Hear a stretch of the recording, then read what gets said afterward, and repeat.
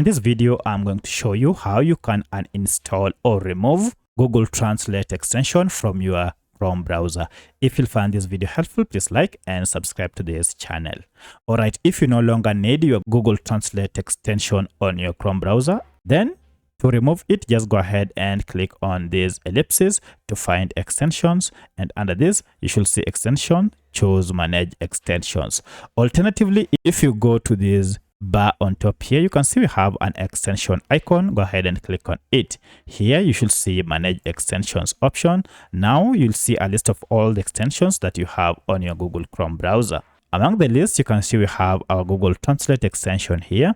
To remove it, just tap on remove. If you no longer need to use it but you don't want to remove it, then you can just go ahead and toggle it off like this, and it will just stay on your extensions list, but it will not be in use. So for my case, I want to remove it, so I'll click on remove and then confirm by clicking on remove here, and it will be completely removed from your extensions. So that's how you can uninstall Google Translate extension from your browser.